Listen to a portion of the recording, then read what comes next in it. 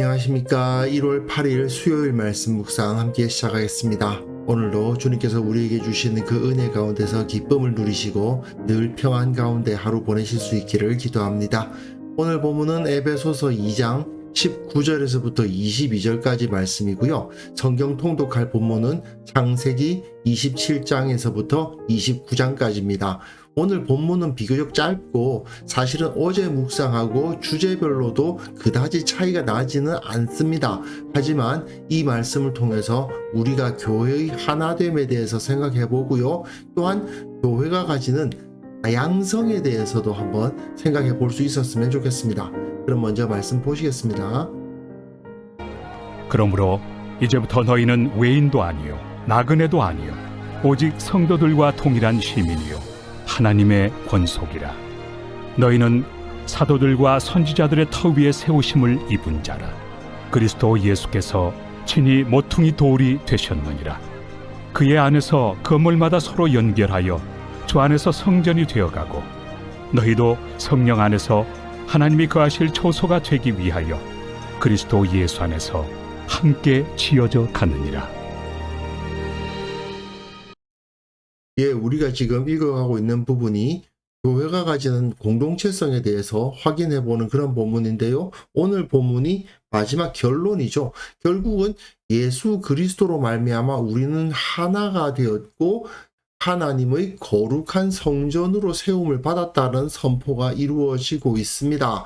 그런데 바울이 교회를 비유적으로 표현할 때 제일 많이 사용되는 비유는 역시 그리스도의 몸입니다.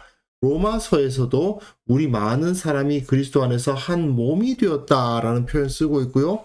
고린도전서에서는 그리스도의 몸이라는 표현 아주 많이 사용합니다. 물론 에베소서, 지금 우리가 묵상하고 있는 에베소서에서도 그리스도의 몸이라는 표현을 사용해서 교회를 나타내주고 있고요. 골로새서를 보아도 그의 몸된 교회, 그리스도의 몸이 바로 교회다라고 비유적으로 설명을 하고 있습니다. 아무래도 몸이라는 비유는 교회가 유기적으로 연합했다는 것을 표현하기에 가장 좋은 비유겠죠. 한 몸으로서 완전히 연결되어 있지 않습니까? 하지만 몸이라는 비유가 가지지 못하는 특성이 하나 있는데 그것이 서로 이질적인 존재들이 하나로 연합됐다라는 것을 표현할 때에는 안 맞죠. 어쨌든 한 몸은 어머니 뱃속에서부터 그대로 한 몸으로서 나오는 거니까요. 이질적인 존재가 연합했다는 것을 비유적으로 나타내는 데는 성전이라는 표현을 많이 사용합니다. 너희가 하나님의 성전이다. 그리고 성전이라는 비유는 그 자체가 가지고 있는 거룩함과 존귀함을 나타내기도 하죠. 유대인들에게 있어서 성전은 그 어떤 것과도 비교가 되지 않는 거룩한 건물이었고 거룩한 장소였으니까요. 그래서 바울은 너희가 하나님의 성전이다. 그래서 하나님의 성령은 너희 안에 계신다. 이렇게 표현을 하죠. 하나님의 임재가 있다라는 것을 표현할 때에도 성전이라는 비유가 많이 사용되고 있는데요.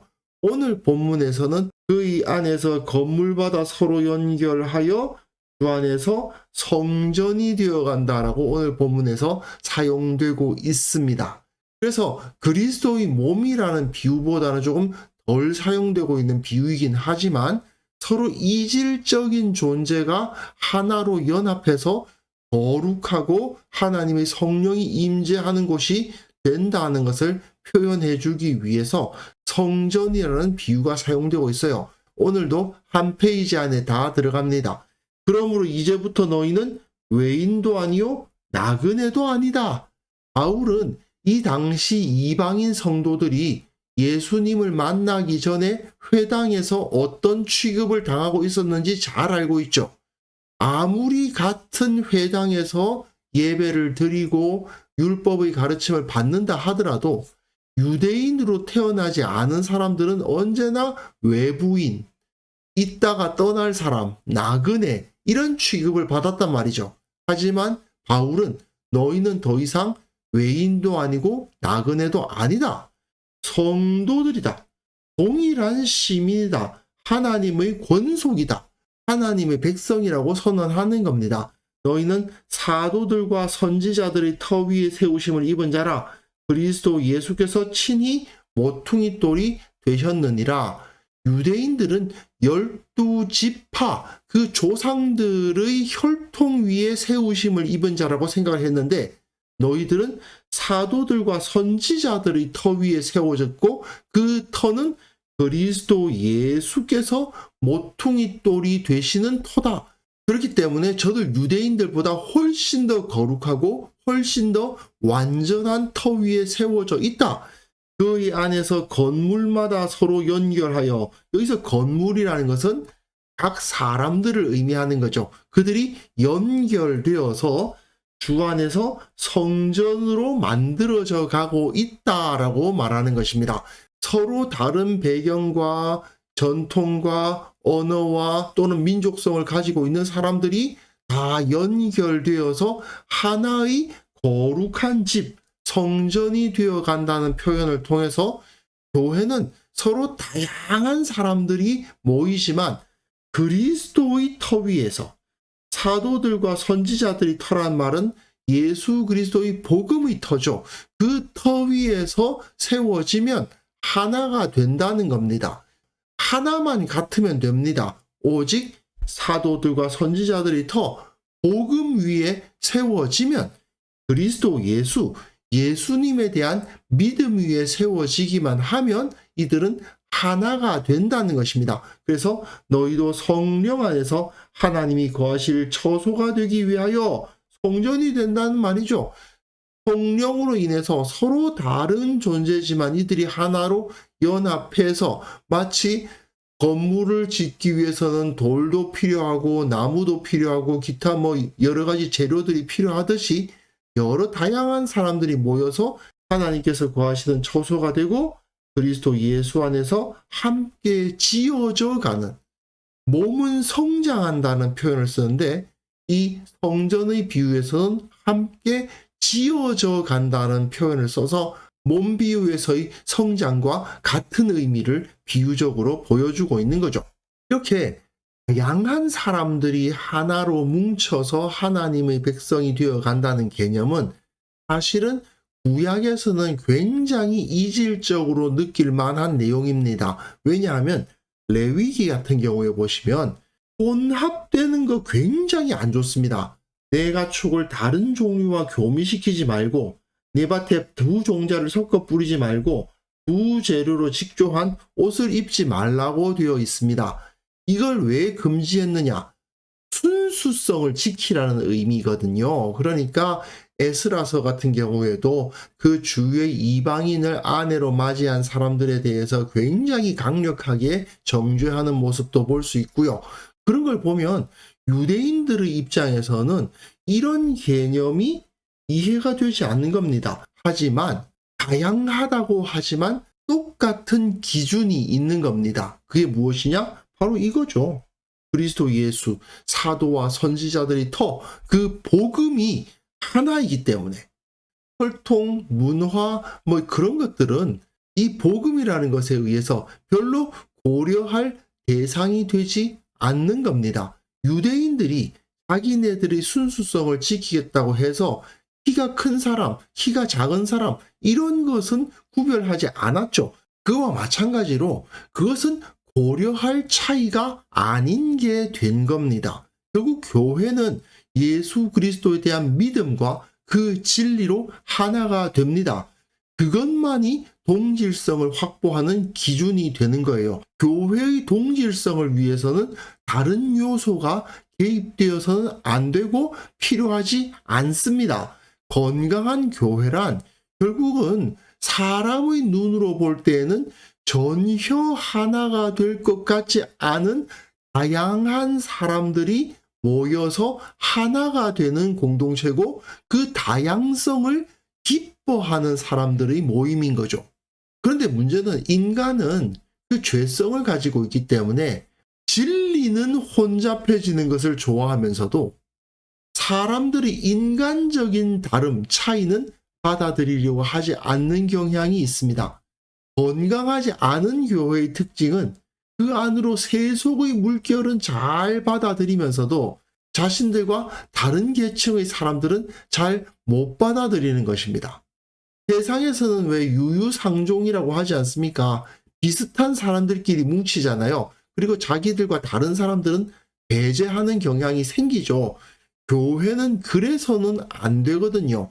교회는 오직 복음으로 말미암아 하나가 되어야 되는데, 문제는 그 복음의 기준이 아니라 다른 기준을 가지고 사람들을 배제하는 경향이 생긴다는 겁니다.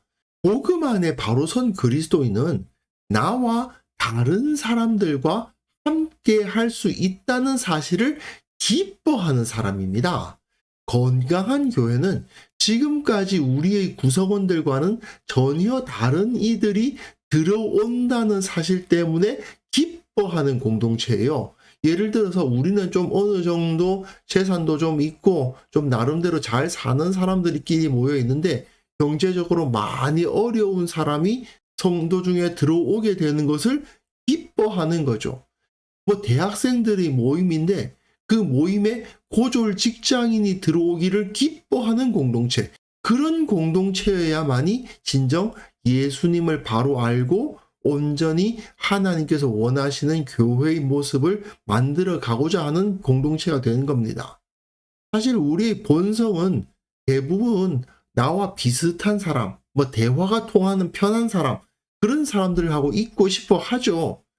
그러나 교회에서는 이런 태도를 극복하기 위해서 최선을 다해야 됩니다. 이건 자연스럽게 되는 일이 아니죠. 노력하고 극복해야 하는 문제입니다. 복음대로 살아가기 위해서 우리의 본성은 그것을 거부할지 모르지만, 우리의 죄성 때문에 잘 되지 않을 수도 있지만, 최선을 다해서 어떻게든 이 문제를 뛰어넘기 위해서 나와 잘 맞지 않는 사람, 나와 문화적으로 조금 충돌이 있는 사람을 받아들이기 위해서, 그들과 하나가 되기 위해서 노력하는 것이야말로 진정한 그리스도인의 모습이요, 진정 살아있는 건강한 교회의 모습이라는 것을 우리는 꼭 기억할 수 있었으면 좋겠습니다. 그래서 이 시간 함께 기도하실 때에는요, 나와 다른 이들을 기뻐하고 배려하고 포용하는 마음을 주옵소서.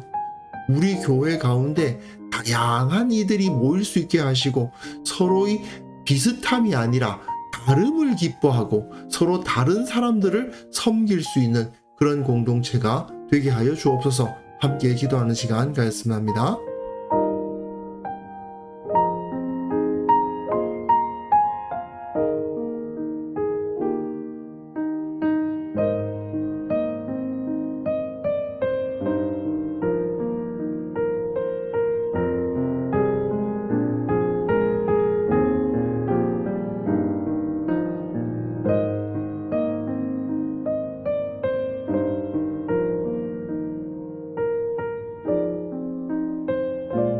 하나님 아버지, 나의 마음속에 나와 다른 이들을 기뻐하고 배려하고 포용하는 마음을 갖게 하여 주옵소서. 그러한 넉넉한 마음을 가지고 다른 이들을 대하고 섬기고 기뻐하고 나누는 그러한 삶을 살아가게 하여 주시기를 원하옵고 바랍니다.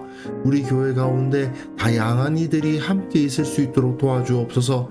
서로 다른 사람들이 서로를 기뻐하고 서로 다르기에 서로 섬기는 그러한 모습이 우리 교회 가운데 나타날 수 있도록 은혜를 허락하여 주시기를 원하옵고 바랍니다.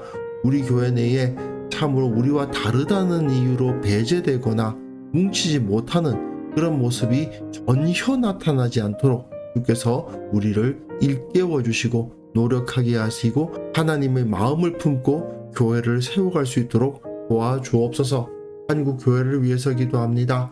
한국 교회 내에 다양성과 연합의 가치가 더욱더 강조될 수 있도록 도와주시고, 거룩한 공동체라 불리기에 손색이 없는 다양하지만 서로를 사랑하고 서로 다른 이들이 복음으로 하나가 되는 그런 역사가 온전히 나타날 수 있도록 도와주옵소서. 교회와 교회가 나뉘고 교단과 교단이 나뉘는 그런 모습들 결코 나타나지 않도록 도와주시고, 오직 예수 그리스도 안에서 하나가 되는 역사가 나타나게 하여 주옵소서. 아버지 하나님, 오늘 하루 우리가 살아가는 그 모든 삶 가운데에서 주께서 은혜를 베풀어 주시고 주님의 사랑과 주님의 은혜와 주님의 평안케 하심을 경험하는 하루가 되게 하여 주옵소서. 우리 모든 일을 주님 앞에 의뢰합니다. 주께서 해결하여 주옵소서. 우리 눈앞에 펼쳐지는 여러 가지 문제들 주님께서 해결해 주실 것을 믿습니다. 예수님처럼 더욱 사랑하게 하시고 예수님의 지혜를 갖게 하시고 먼저 기도하게 하시고 항상 기뻐하는 지혜, 늘 기도하고 감사하는 지혜를 갖게 하여 주옵소서. 오늘 하루 우리와 함께 해주실 주님을 찬양합니다. 예수님의 이름으로 기도합니다. 아멘.